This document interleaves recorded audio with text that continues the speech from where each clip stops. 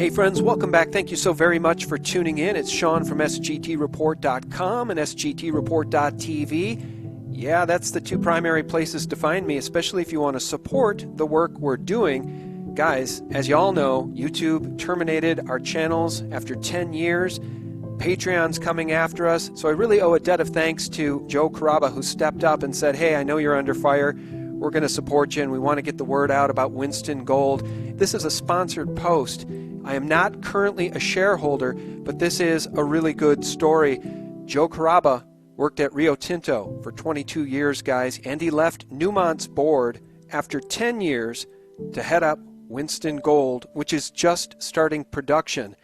He's also the company's biggest shareholder. How are you, Joe? Hey, Sean, great. Thanks very much for having me on. And sorry, it's very unfortunate what's been happening to you, but glad to support you today. And thanks to you and your audience to allow me to share the story of Winston Gold. Well, thank you so much, man. There's been tons of kind people reaching out to me and trying to show support. Patreon took away my patrons after 3 years. That was a bitter pill because they were the closest folks to me, but I'm fighting to get that account back just so I can reach out to them directly via email and thank them and say, hey, it's time to go somewhere else, subscribe, star, whatever. Well, look, Joe, as you know, the big tech tyrants, they're really starting to show their true colors. Have you been following this at all? Yes, I have. It's all over the news and the financial networks. It's, politics are starting to get involved, and Congress is starting to have all of their sessions with all of their CEOs and their executives. So, yeah, it's going to be something to watch and see how the tech industry gets molded here in the next year or so. Well, the election couldn't be more important. It's just really becoming obvious to me what's going to happen if the Democrats take control of the Senate. God forbid. I'd like to see the Republicans take control of the Congress and then do something about Section 230 protections behind which big tech gets to hide. But that's a story for another day. As we're having this conversation today, guys, looking back on Friday, the precious metals were flat. But the story, I think, of the next 5 years, Joe, is going to be precious metals, honest money, gold and silver, especially in physical form. What are your prognostications? What are you projecting for the prices of the precious metals as the central banks seem to only know how to print? Well, I think that's right, Sean, and I think we're in for the worst is yet to come. Unfortunately for our economies that you see, I mean, the pandemic has certainly slammed all of us around the world globally, not only from our health and unfortunately those who have lost their loved ones, but certainly on the economic side as well. The social unrest that we're having following the COVID and with economies being shut down and now opened up and then re-shut down. You see it not only in the U.S. but certainly throughout Europe, in the U.K. and Spain and France. They're having their own problems. Well, and all of this instability, regardless of what it is, including presidential elections like here in the U.S., certainly bode well for gold because folks have just basically run out of places to hide. There's a lot of money on the sidelines, and they're looking for protection of it as we get through these next few years, or whatever that may be, of instability. And gold has always been the place to put part of your portfolio into for the last thousands of years. Gold has been a remarkable haven for to safely put a little bit of your fortune in. So yeah, I think we're in for some very tough times in 2021. Well, even Warren Buffett, who famously called gold a barbarous relic, is changing his tune. He's selling bank stocks, and he took a position in the world's largest gold miner. Against the backdrop of all of that, and maybe this is why he did it, here's the national debt clock ticking away at 27 trillion, friends. That's with a T, not a B. 27 trillion. That's $27,000 billion in debt. And that's just scratching the surface, Joe. That doesn't include unfunded liabilities. So you tell me how this story ends for the dollar, for the euro, for the yen, for the yuan. Well, that's right. I mean, I have to laugh, when you listen to the financial folks talk about today we have a strong dollar. Well, the dollar is only strong because all the other currencies are in such bad shape and they're so weak. So I think the way they really misstate that when they talk about the strong dollar. How can the dollar be strong given the trillions of dollars of debt that, one, we already have, and two, we're continuing to pile up. Now, I don't, the governments are, their main responsibility is to take care of the social backstop and the security and protection of its people. They're certainly doing that right now for all the unfortunate folks out there that economically have been caught in this pandemic that we're all having. But I certainly don't see it as a good end. And I don't think, as many of the politicians are talking about, taxing our way out of it to the rich, if you will. I don't see that. That's been tried over and over and over. I think Jamie Dimon certainly a few weeks ago came out and said, that's just not the right way to do it. The rich will always find a way around it, I think, was to paraphrase what he was talking about. So, other solutions have to be taken into hand as well. And you certainly don't see any solutions being put forward or plans being put forward. Nobody's talking about retiring debt. They're only talking about adding on to it. And again, I think that just bodes well for gold as a standard. And certainly when you look at the supply and demand economics around gold, it's very supportive of it. There's a huge inflow into the ETFs right now on the demand side and the central banks. And certainly on the supply side, the gold industry has been hit, as many of the mining industry has, very hard in other countries with being shut down for periods of months at a time. So the supply-demand economics are also well in place to support a strong gold price. Yeah, I want to talk to you about supply and demand here in a second, especially as it pertains to finding physical silver, finding physical gold, finding the precious metals in the ground. It's not easy to do. But before we talk about Winston Gold, just one more topic. Let me show you this. I think it's very important. Bank of America, Federal Reserve, will use digital dollars to unleash inflation, universal basic income, and debt forgiveness. This is a brave new world, Joe. I'm hearing from some leakers in the Canadian Parliament that debt forgiveness is on the table. It'll be backed by the IMF, but in exchange for people getting their mortgages and their credit cards and total debt forgiveness, they're going to have to give up all personal property in perpetuity, and they're basically going to have to become slaves to the state.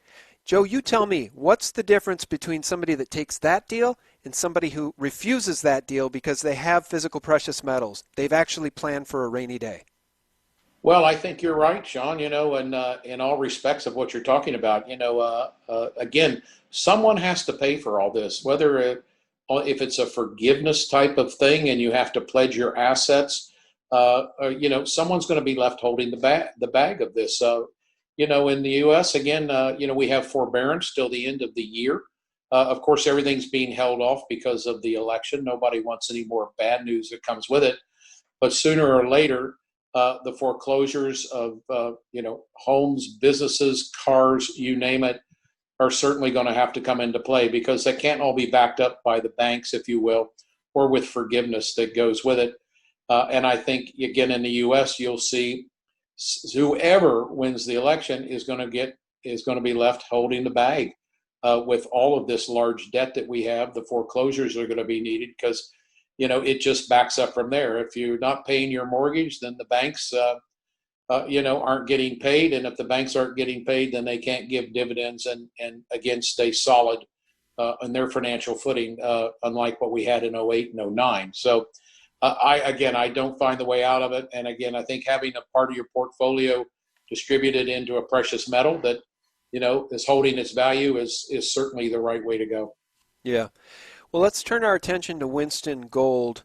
Guys, this is not a solicitation to buy or sell any securities. Always do your own due diligence. And as I said, I don't have a position right now in Winston Gold, but I have it on good authority from a friend of mine who follows this sector closely, that this one could take off because they're fully permitted, a process that takes years, and Winston Gold is looking at near-term gold production.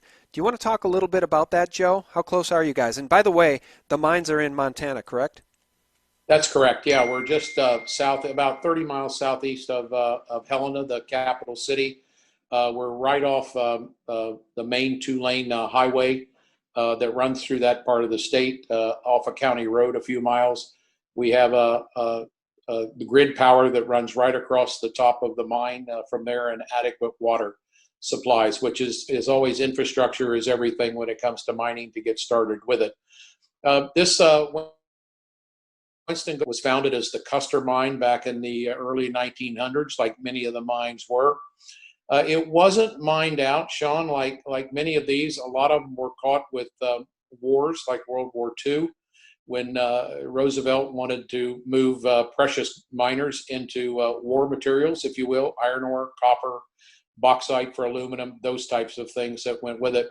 And many of the mines shut down. So it wasn't a matter of running out of reserves. And of course, they didn't have the technology that we have today to process what would have been lower grade to them, but is very high grade to us.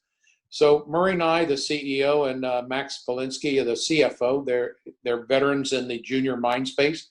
They started up Drumlummon over in another part of Montana some years ago and did very well with that. And they've been slugging away at this for about 6 years to get it going. And, you know, when gold was in the doldrums of $900 to $1,100 an ounce, there wasn't a lot of enthusiasm for gold at that point in time. So I joined in about 18 months ago, unbeknownst that gold was going to go to $1,900, but it had a very solid financial plan, as you say, fully permitted. We leased a mill that had been sitting idle about 35 miles away last March. We've put about $300,000 into it to get it up and ready to go. And the last two pieces of the puzzles are coming in right now. The cone crusher came in last week, or this week rather, and next week the jaw crusher comes in. We've got about 6,000 tons of ore on the ground, and we're ready to go. So we should be in production within the next 2 weeks and start producing concentrate. So it's been a long road to go, but our folks have done a remarkable job out there, scratching away when we were short of funds, and we're that close to production now, and it's quite gratifying to see the whole team pull together. Well, I bet it's exciting because, look, what a speculative junior spends its whole life doing is trying to become a producer, and here you are a couple weeks away. Now, in your view, is the market still valuing this company as a spec junior that isn't ready to mine gold? Well, I think it's becoming less and less, but yeah, I mean, and in all fairness to the investors, until we put that first quarter report out and hit gold concentrate and we look to become positive on cash flow in the second quarter of 2021, fair enough, but have we de-risked this thing? You've seen the stock price gently go up, nowhere where we think it'll go once we become a producer and announce that we're producing concentrate. And then, of course, we can show positive cash flow. So, yeah, I think we're still trading at a very low valuation, probably with a 0 multiple. And once we get cash flow and EBITDA, then the analysts will be able to give us an appropriate valuation. All right. And can you tell us, what is your cost per ounce mined? Are you going to be below $1,000 an ounce on gold? We are. The numbers we've put together were between $900 and $950 an ounce of gold. We're very conservative when we do our budgeting. As you know, in the mining world, stuff does happen, and we're veterans in this. And it's such a good business right now at $1,900 gold that there's no reason to pad the budget, if you will, on the cost side, if you will. So yeah.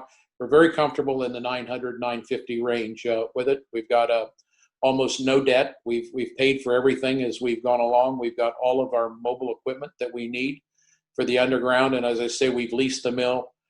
We've paid for the cone crusher, and we've paid for the jaw crusher. So we're going into this relatively with very low debt and all of our capital equipment expensed. All right, very good. Well, you mentioned debt, so as we round out this conversation, let's go back to the U.S. debt clock. I just want people to understand this. I'm going off the top of my head here, Joe, but I think the total value of all outstanding gold in the world that people hold is maybe $7 trillion. Am I close on that, the total market cap of all gold? Is that about right?